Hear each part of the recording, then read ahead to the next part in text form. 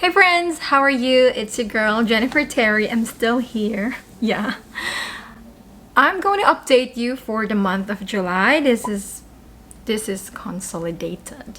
Let's start with good news. But before we get into that, I want to apologize if you hear any background noise. I'm in the noisy area of New York. Let's start with exciting news from United Airlines. They will be flying direct flights from San Francisco to Manila starting October 29.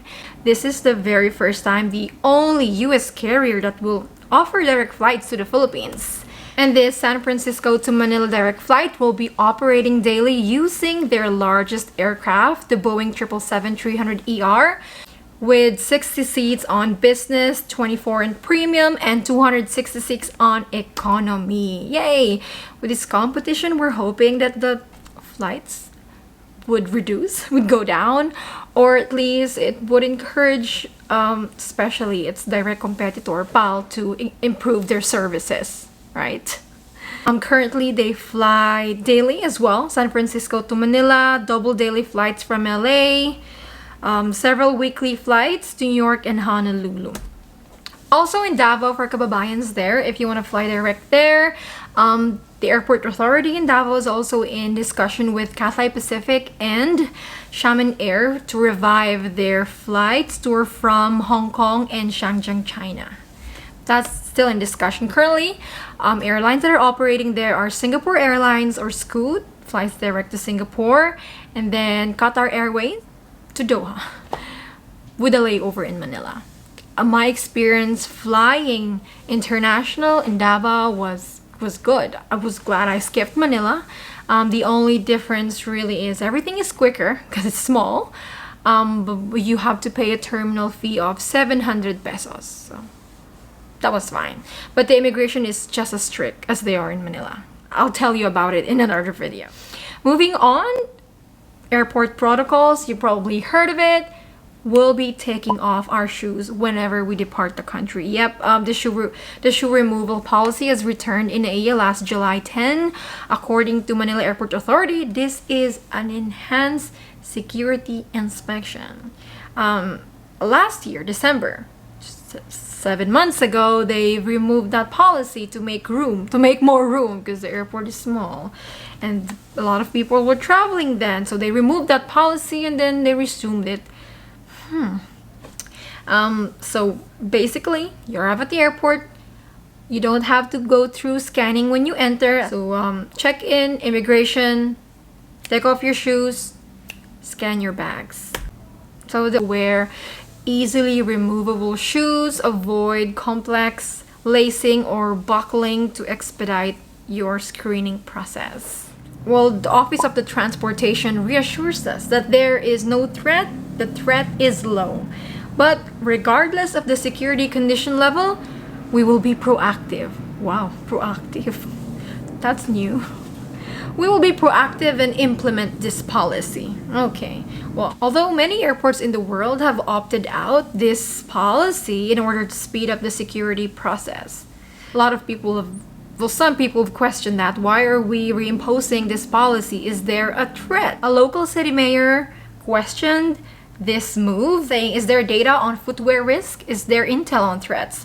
Is there an order from the International Civil Aviation Organization?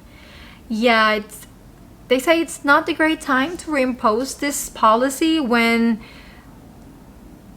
there's been lots of issues on aviation, flight cancellations, flight issues is becoming widespread. It's becoming like a near daily occurrence. And I'm not speaking the Philippines, all over the world, you hear news of thousands of flights canceled.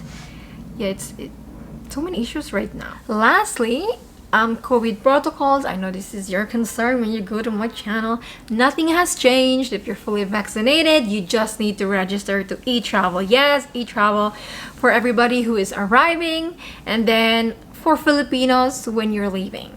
Okay, so if you're fully vaccinated, still register to e-travel. Bring your vaccination proof. It can just be a screenshot on your phone. They don't really check. Yeah, a majority of the time they don't check. Your airline may have a look at it, but upon arrival, it's very unlikely that they will check. For our unvaccinated travelers, yes, there is still a difference. If you're 15 years old and above, you still need to get that test done. I know a lot of countries have lifted all their COVID requirements, not in the Philippines. Seems like nobody cares. No, nobody thinks about, oh, we still have to test, right? Nobody. So you have a choice. The preferred choice is the antigen test. It should be taken within 24 hours, but an RT-PCR test taken within 48 hours works as well. Still, you have the option to take the test before departure or upon arrival. So that is your choice. If I were to ask, it's better to do it before departure.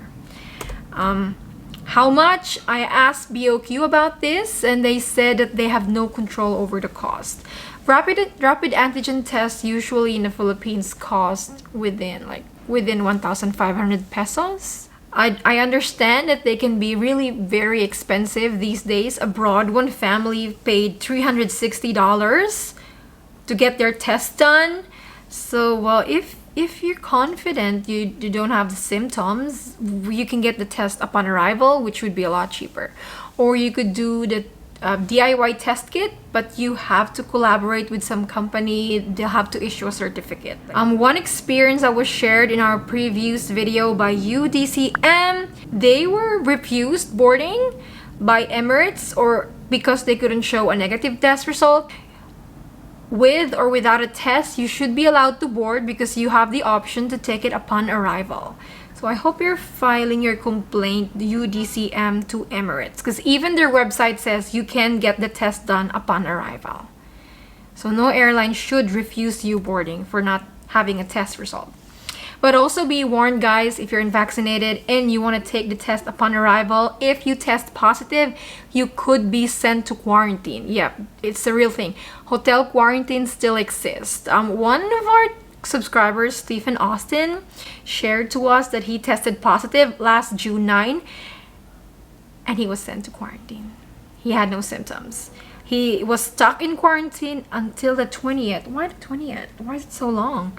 Usually the hotel quarantine is only 7 days now, so that's terrible. Like, he spent a lot of money and he wasted a lot of time. Yeah, get your test done abroad, guys.